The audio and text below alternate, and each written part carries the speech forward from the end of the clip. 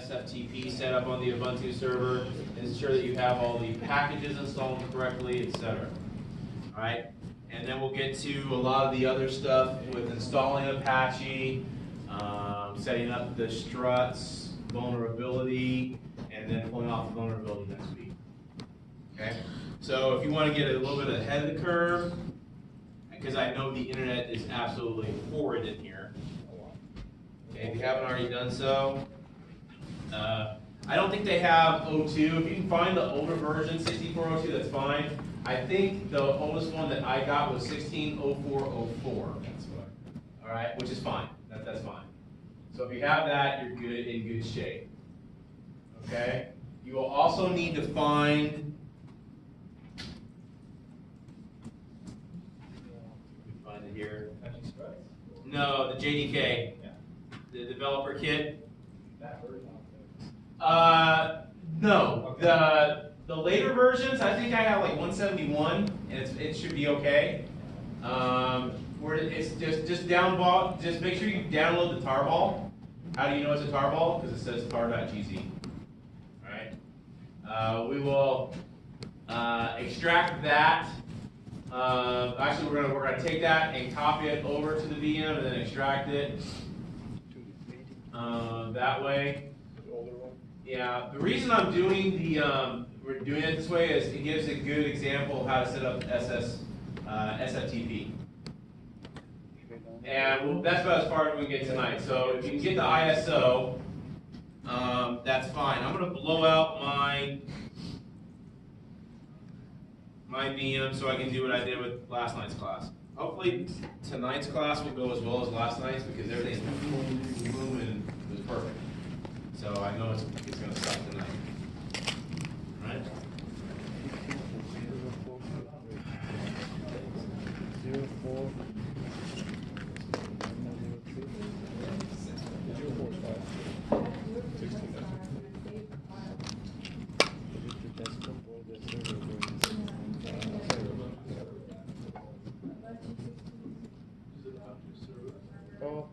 Nothing.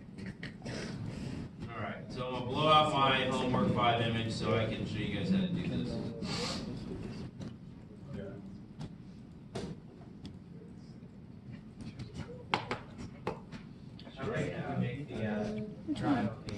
So, just a note, I am doing the 32-bit image. It doesn't matter if you do the 32-bit or the 64-bit. I have found on my laptop, I get a little bit better performance with doing 32-bit over 64 for homework 5. That's my hardware. Okay? If your hardware works better with 64-bit, okay. Just, you know, instead of i386, you'll have the 64, the i64.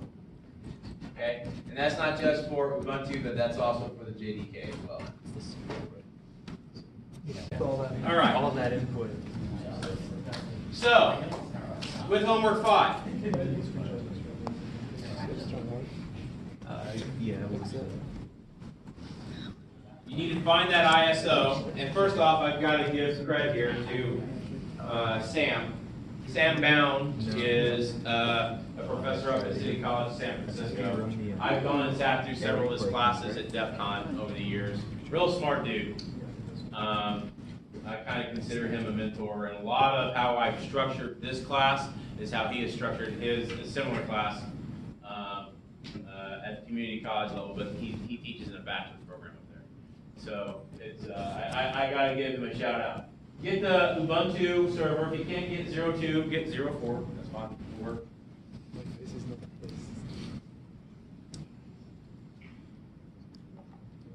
Okay.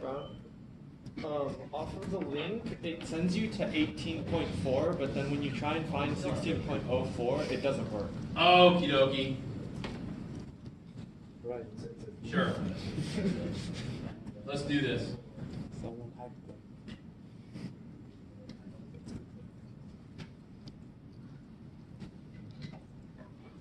Can I go back to CPP?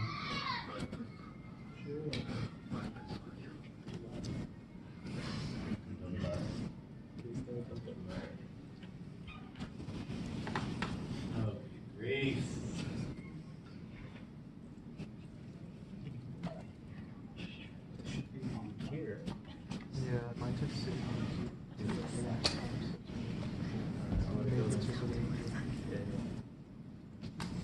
That's it.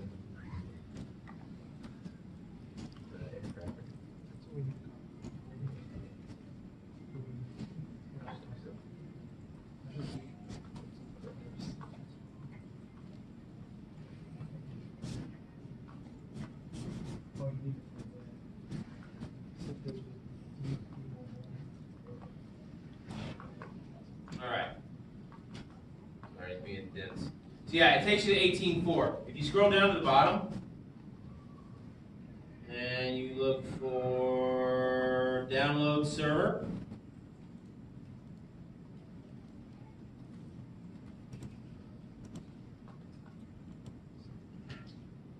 Yes.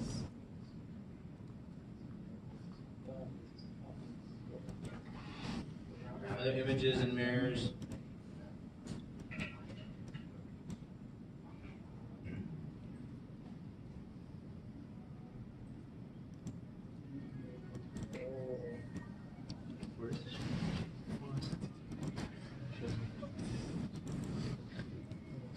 Oh, it's the date.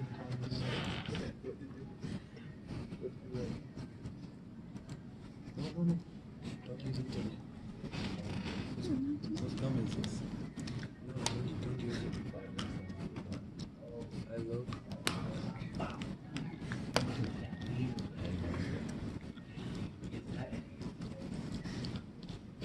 There. So if you find one of the mirrors, you can find, I mean, it goes all the way back to like 12 something. But we're looking for 1604? Yeah. 1604? Yeah. There it is. 1604. Go into that directory. And 160404. So they don't have 1602. That's fine. I have 1602 on my external. Oh, you do? Yeah. Well, that's okay. You can use that. But 1604 will work.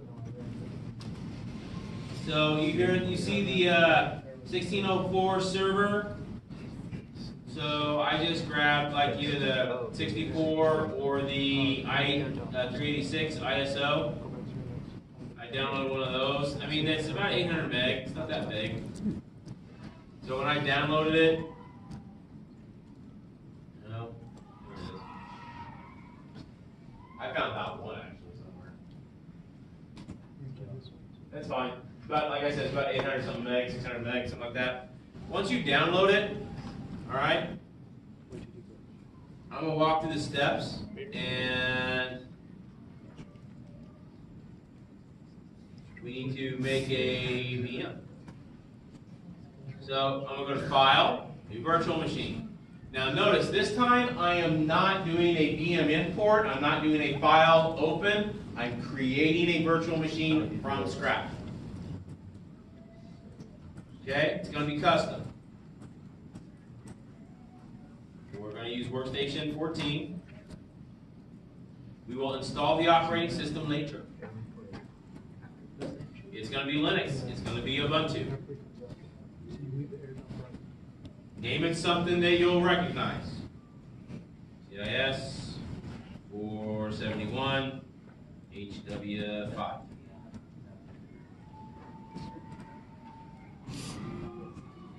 Processors, I like to do, again, this is going to be centric to your hardware. 1 core, 2 processors will work for me. Give it at least 2 gigs of RAM. So that'll be 2048. If you can give it more RAM, if you have more RAM to give it, all the better. Okay. Okay.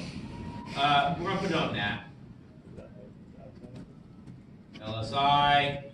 SCSI, those are defaults. We're going to create a new virtual disk. Before I do that, let me 20 gigs will be fine, and we're going to split it in multiple files. So these are mostly just defaults.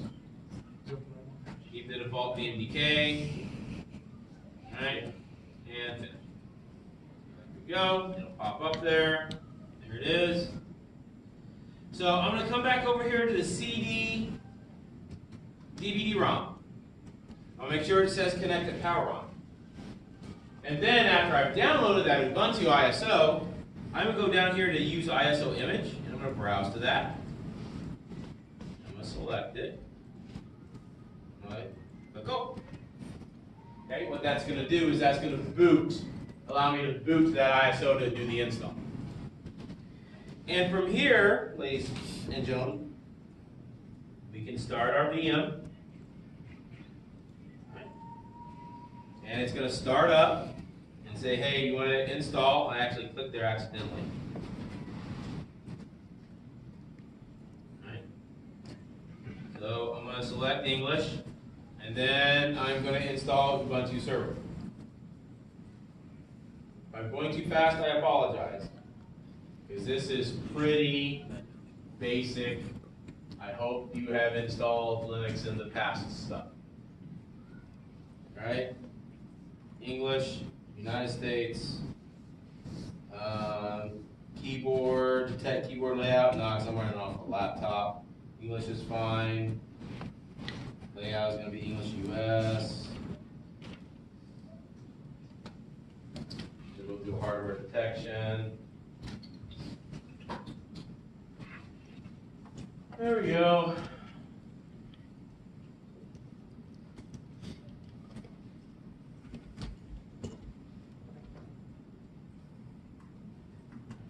And I'll start installing. Okay.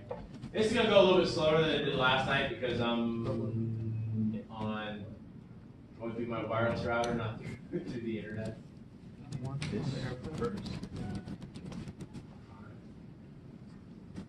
So while this is running, I need you to go and look for a specific program called WinSCP.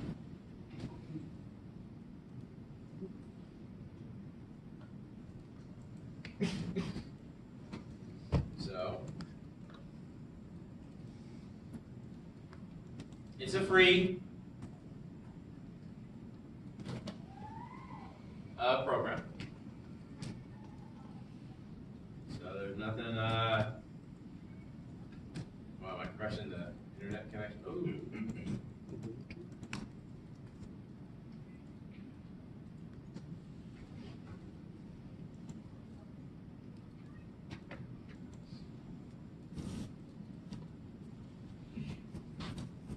There we go. So WinSCP official site, and just download the latest version and install it. That's fine. It's 5.13. Do a default install. We're going to come back to that here in a little bit. All right. Please enter a host name. I don't really care what you make it as far as a host name is concerned. I'm just going to call it CIS 471HW5. Let's be consistent.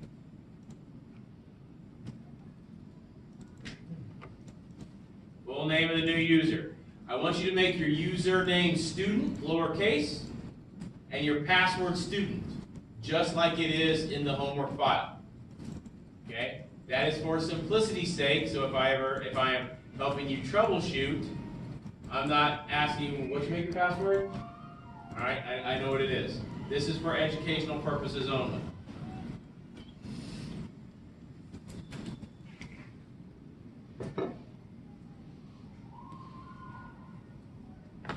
Password is going to be student, all lowercase.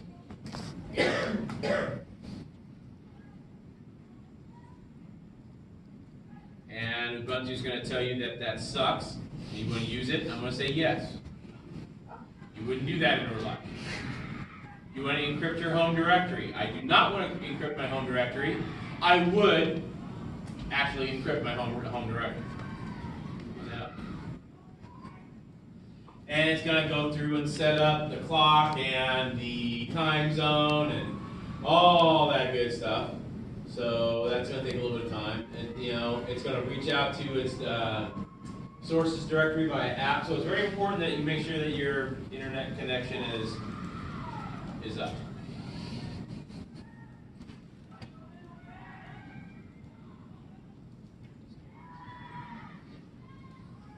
Based on your present location, yeah, hey, I am in Los Angeles, or at least close enough. Okay, and it'll start downloading and installing. Now, the good thing about doing the server system is with Ubuntu, and I kind of know why Sam did this. I was going to ask you for the entire disk if you want to set up LVM or not. That's fine. Keep it default. Yeah, same hard disk. It detects my hard disk. Now I'll ask it to write the memories to that. Say yes. We'll configure it. Okay. Continue.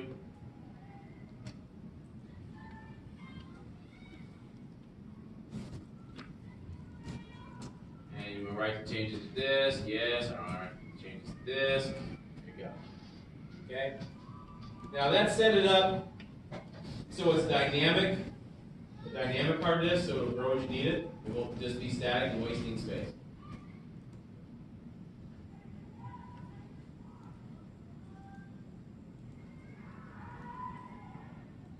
And this is where we sit around and wait. This is why I like to tell students that, you know, I get paid to drink coffee and watch monitors. I get paid really well to drink coffee and watch monitors. Fresh out of coffee.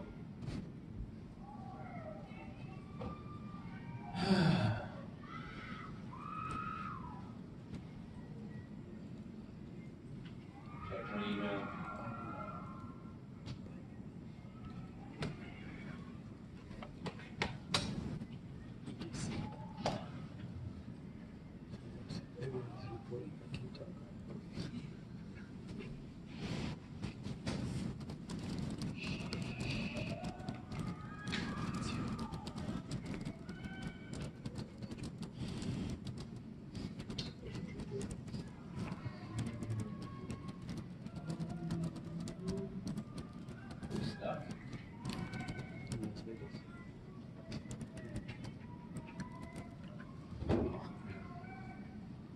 Nope, it's still spinning. So another thing you can realize to make sure that your VM's not stuck on something. Oh, there it goes.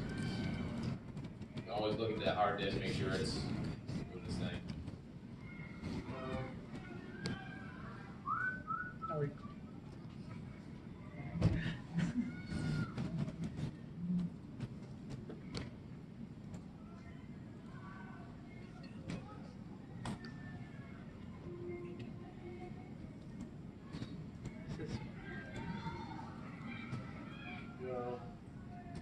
All right, are we using a proxy? I'm not using a proxy. You may be, but I highly doubt it. Continue. That's so the device gets a IP. And now we play the waiting game. Now we seriously play the waiting game. Now it's downloading everything from the repository and installing. Starbucks is still open. I know.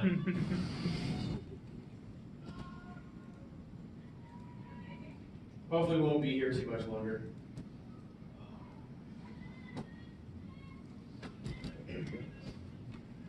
So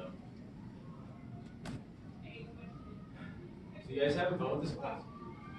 Yeah. You are? Seriously? You just wouldn't say that to make me feel better, right? I love staring at loading screens. I know, right? Welcome to the wonderful world of IT. Get used to it. This is your career. How are the midterm results looking? I haven't looked. I'll look at that on Sunday when I have to.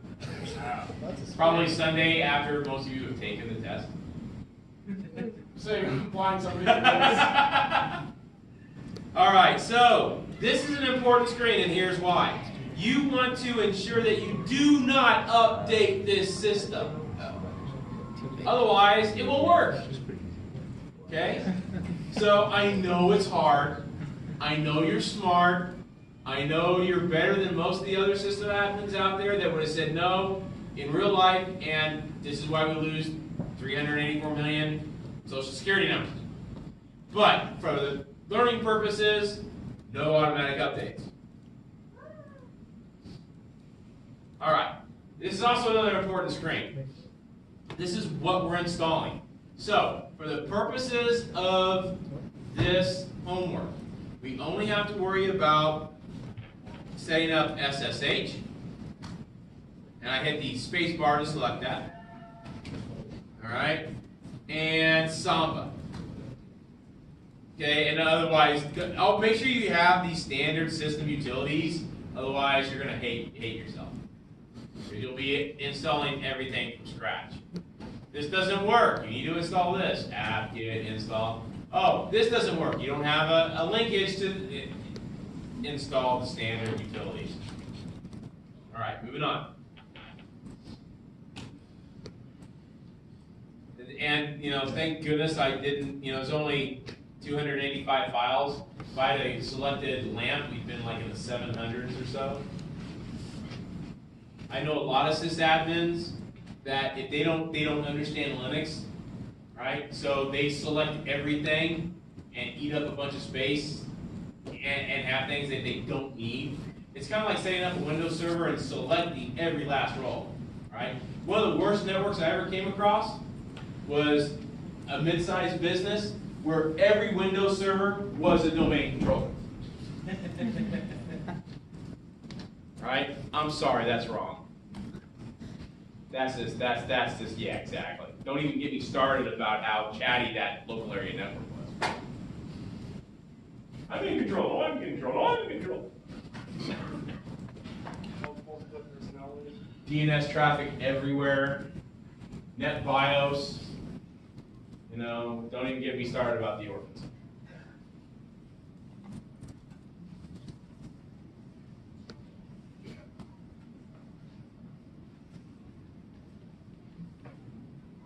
I've really seen some horror stories, some IT horror stories in my lifetime. Would you write a book about it? I'd like to if I had time. What would be the title? Wow. That I could actually sell it at like Barnes & Noble? People are idiots. I think there's already a book called People Are Idiots. I believe that. I would probably call it Stupid Humans in Information Technology. SHIT.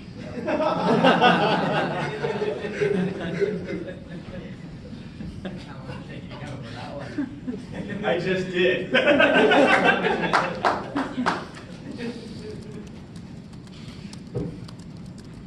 Hey, it was faster than a load screen, so See what goes through your head when you like doing this stuff? I can't remember a password. What do you mean can't remember? Oh. I guess that's a little more PC.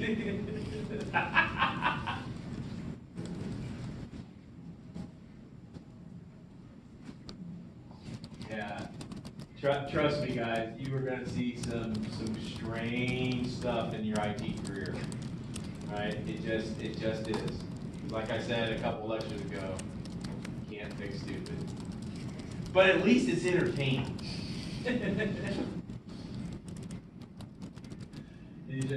And the hardest part, especially for you guys who are going to go work in government, where you have to be PC and you have to be politically correct and you have to maintain your candor at all times.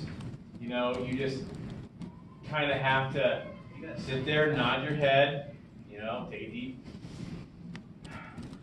Would you please excuse me a second?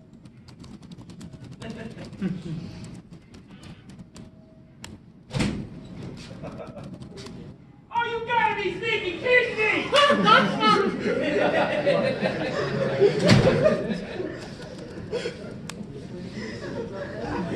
Now we're working. Oh yeah, we were installing Linux. hey, come on outside. Two versus one shot.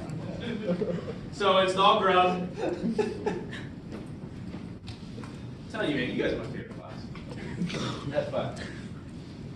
Alright. Better than the Wednesday class? Actually, we had a lot of fun last night. And I know what it was. We moved the class from the, I forgot what number it was. We moved over to 427, like the nice classroom with the tables. And It was a lot more chill. We got a lot more stuff done. It was actually pretty good. I just had more people this time. All right, updates, yada yada.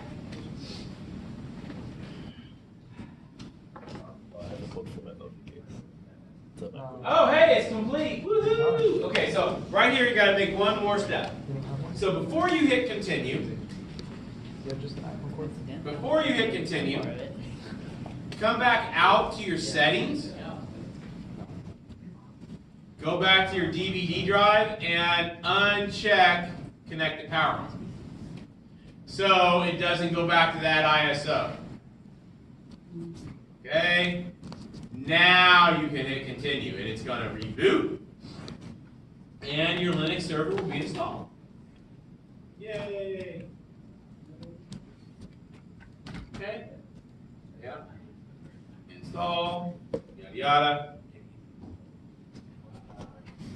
Okay, so hopefully now you've downloaded WinSCP. If you downloaded WinSCP, you should have an icon for it right there. Go ahead and launch that. Okay, get that ready. So our username was student. Our password was student.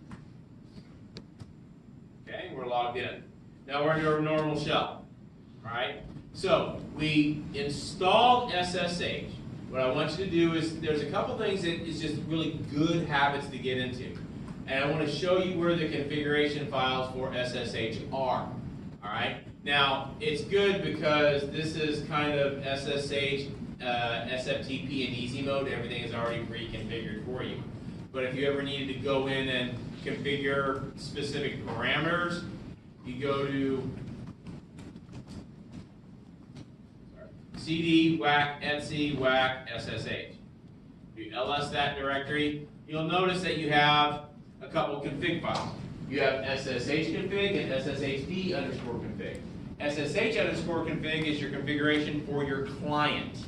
So if I was going to use SSH and try to go to another box, a router, a switch, a firewall, whatever, I would use that configuration file.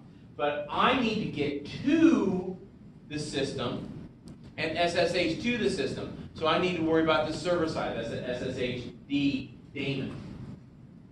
Okay? So I'm going to go into that configuration file. All right? So to go into the configuration file, just pick whatever editor you like. I'm a VI guy. But if you like Vim, if you like Nano, they should be installed here as well.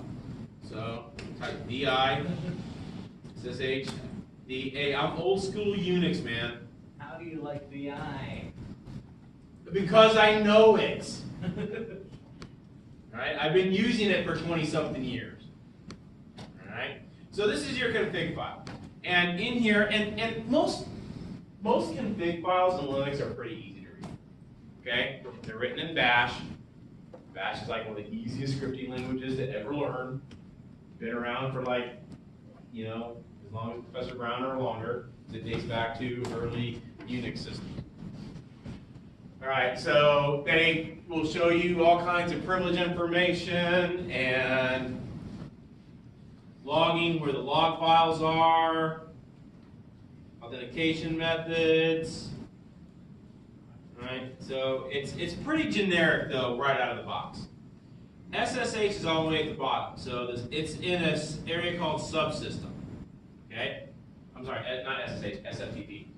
SFTP has its configuration for the server and user lib OpenSSH. All right, so as long as that subsystem is there, you're fine. Okay, it's already in your init.d to start up at boot, so you don't have to worry about that either. Again, this is kind of Linux on easy mode. If you're not very comfortable with Linux, Ubuntu is a good start. All right, going next up, maybe Debian. Debian and Ubuntu are very, very, very similar. All right. Then the next level after that is probably going to be RHEL and CentOS. All right, Red Hat Enterprise Linux, RHEL. All right. And they use different types of package managers and different means of configuration. Now, the good thing about CentOS and RHEL, they're very similar, and they are extremely commercial. That's what is used a lot in commercial spaces.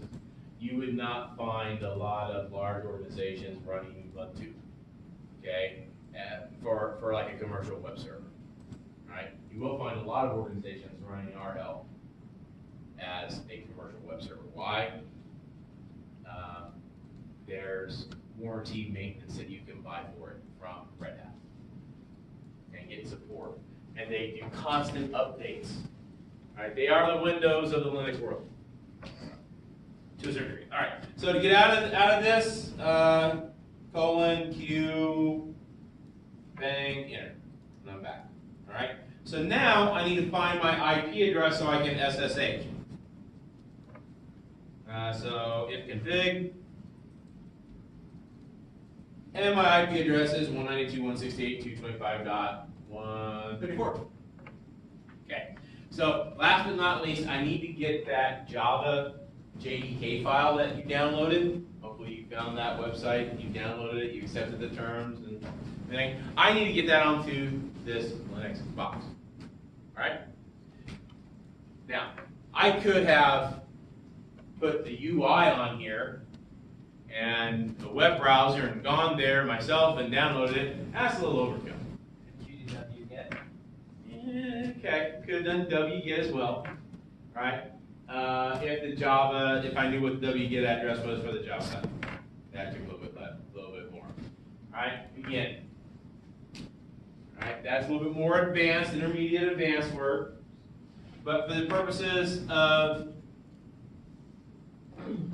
this, I'm going to go back to my WinSCP, and we'll put that IP address in here. 192.168.225.134. And that username, student, password student.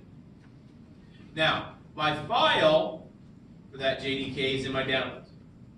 It is right there. Okay? So I've already downloaded it, and we skipped this step. Okay?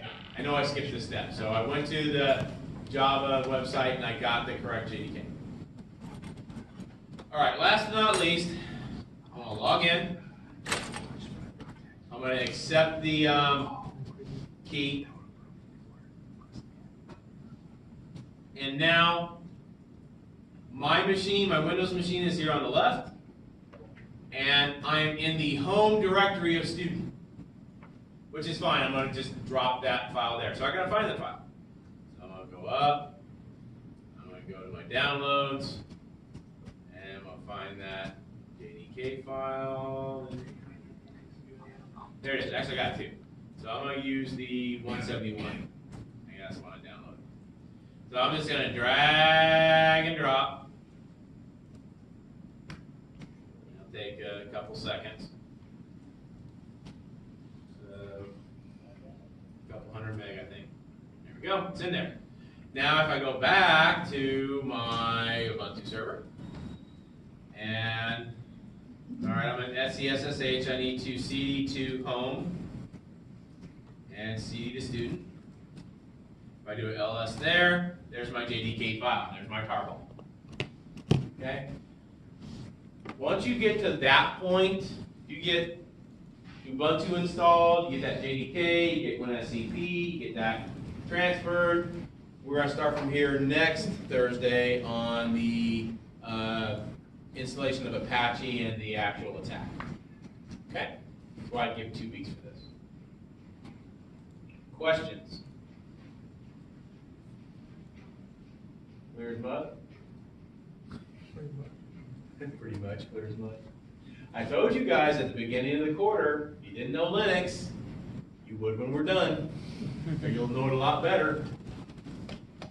Okay? Trust me, in the security space, as I tell people in the financial sector, in the security space, we don't do Windows. Exactly. And don't even get me started about Macintosh. Or I guess what happens What's with that? Oh no, I got myself. I think I told you guys this story like last week. Our new CTO came into our office on the West Coast, and he couldn't get his MacBook on the wireless. And I looked at him. I said, okay. Here's the SSID, the password. Oh, I got that. I'm like, well, oh, it's a Mac. I was like, oh, it's a Mac. And he's like, didn't like that. What was worse is later on I found out that he was a network engineer. I'm like, are you kidding me? All right, get out of here. I'm done.